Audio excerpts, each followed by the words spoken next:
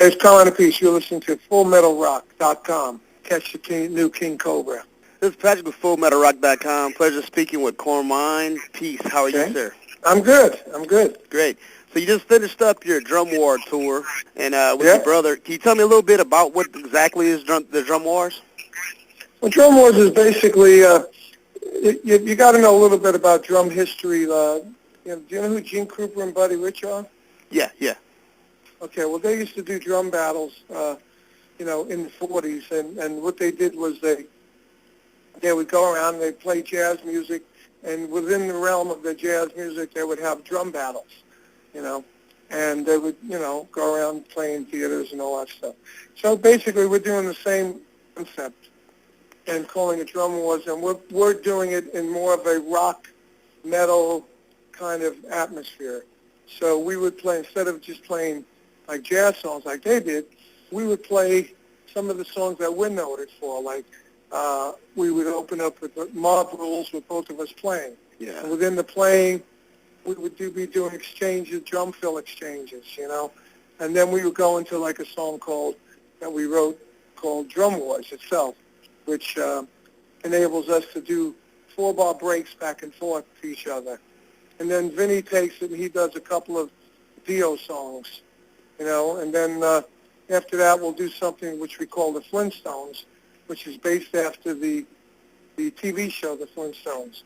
We do a lot of audience participation to get them involved in what we're doing, Yeah. And in that one we would get the audience to sing the Flintstones theme song, and then we play it drum-wise. We actually play it, Killer. And within that we have big longer drum exchanges now, and then we go into, I would do a solo and then I'd come back, and in my solo I get a lot of audience participation, and then we would come back and I would play Bark at the Moon that I play with Ozzy, and we do a heavy sort of version of Do You Think I'm Sexy, and then we play Lady Evil together from Black Sabbath, and then we do another version of Drum Wars where I play a snare drum like a guitar. I put it on a strap and I play it with a pick. Crazy. So it's pretty interesting. Yeah, and so it's that kind of stuff. Then we do Crazy Train. We do Stand Up and Shout. We do Paranoid. So it's all our history songs. That's insane. Is there any kind of real brotherhood rivalry, like from battling? Oh yeah. I mean, of course. The whole thing is rivalry. Yeah. The whole thing is just me and him going for it. And we push each other to extremes. Yeah, we totally push each other to extremes, and if you go on drumwars.com, there's a video on there. We even have an intro, but it's also done with a bit of tongue-in-cheek comedy. Yeah, we do some funny bits too. Yeah, I saw a little bit of it. It's kind of a little back and forth, a little playfulness, So. Yeah, exactly. And we'll. When Vinny will finish his solo, and I'll come out and say, "Good solo, right? Yeah, my brother Vinny." And I'll say, "I taught him everything he knew. Everything he did, I taught him that." And he'll go, "No, you didn't." And then we'll argue a little bit. Has there ever been the actual, fighting? His brothers growing up when he started playing. No, because basically I was already out of the house when he started playing. I was already on the Ed Sullivan Show, and I was playing, Madison Square Garden and Fillmore's and in the magazines, on the charts. I was already doing all that when he was growing up. I left the drum set home when he was about 8, 9 years old. I would come back home to Brooklyn to say hi to my folks, and I pull in with my driving my Pantera, which the whole neighborhood would go crazy.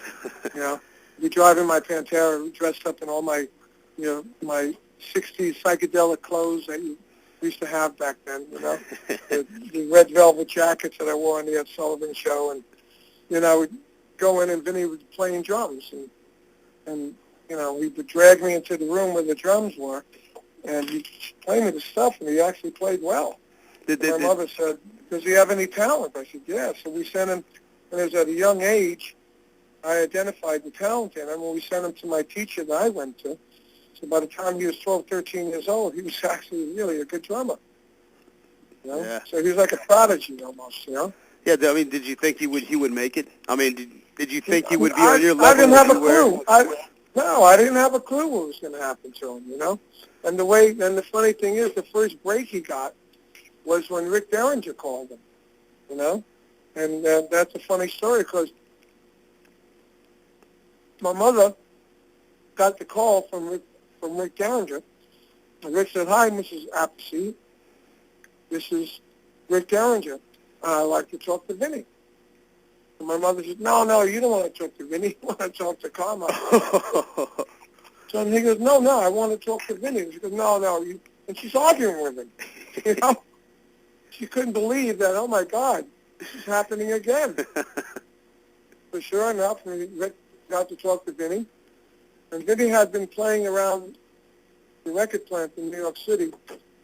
He was managed by the owner of the record plant, and he had a band that actually ended up backing up John Lennon on TV show, and he also did hand claps on the song "Whatever Gets You Through the Night" with John Lennon.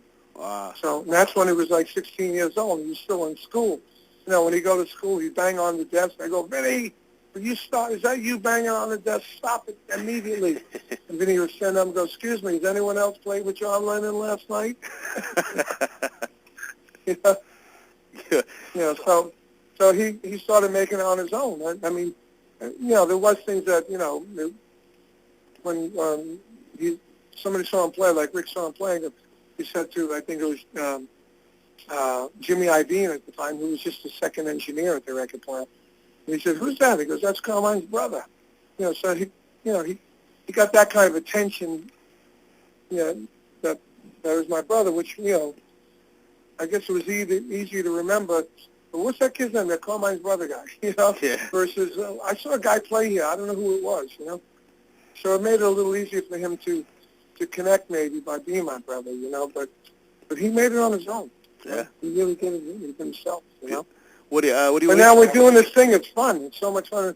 And we're really sad that my mother passed away years ago, and she never got to see us do this together, you know?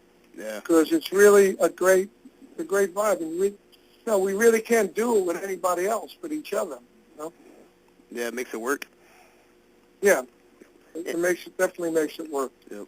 For all the stories over the years, is there something about a book you're working on right now? I am working on a book. I signed a deal with VH1 Books. I think I signed it last October, and they hooked me up with a great writer who's the guy that wrote Nikki Sixx's book. You know, Nikki Sixx's Heroin Diaries. Yeah, Heroin Diaries, yeah. Wow. Right. And from what I understand, Nikki just gave this guy a bunch of notes and stuff, and this guy turned it into a hit book. Yeah. You know.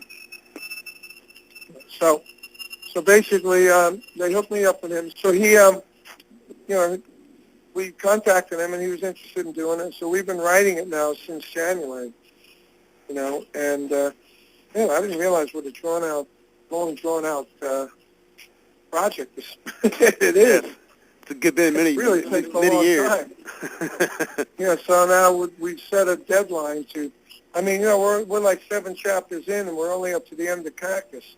I said, I think I'm going to need 2 books on this. You know? But we'll see. But we still haven't got a name for it yet. You know, it's just the name hasn't really hit us yet. You know. Yeah. Well, cool. That should be a really interesting book. For all the definitely, definitely. Just a lot of crazy stories from a lot of different perspectives in the business. You know. Yeah. Is there any bands that you haven't played with that you wish you would have played with or want to play with? I would have liked to play with Led Zeppelin because Oh, yeah. when John passed away, there was rumors that I was going to join Led Zeppelin. You know, and I was very excited about it. The same as with Keith Moon when he passed away, I was supposed to join the Who. Yeah. And actually, my manager actually got a call, but then they never followed through on it. Oh. You know, but Led Zeppelin, you know, was right up my street because, you know, John listened to me and he took my thing, what I was doing, and elevated to what he was doing, but it's still in the realm of what I can do, you know. Yeah, well, I watched that little story you had about the first time you ever met him. He was telling you where the whole triplet, he got that from you. Yeah, yeah. I couldn't believe that, actually.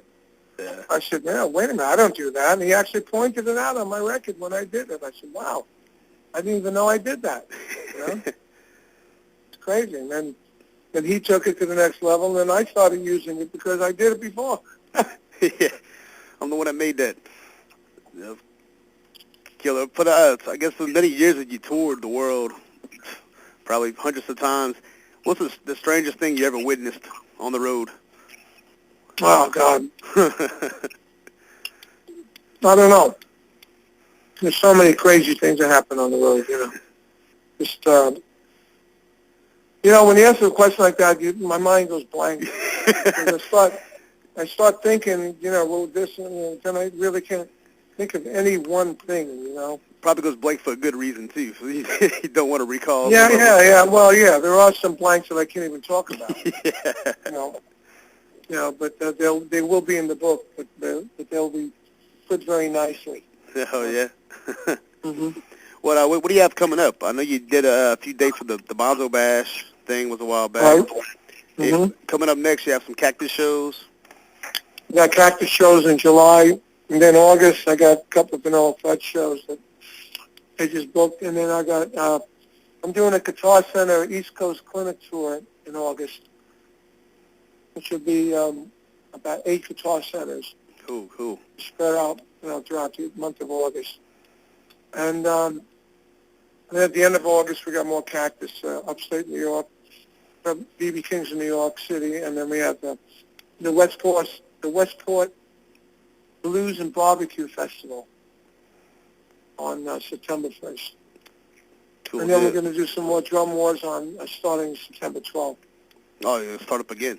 Cool. Yeah. Well, hope y'all make it down to the south, man. Well, I know we're coming to North Carolina. We're going to be in North Carolina so far. So cool. I don't know how far down we're going, but we've got an agent guy booking it, so we'll see where it goes. Cool deal. Well, as far as getting more information on you, I guess your website would be the number one spot. Yeah. The website has pretty much everything I'm doing.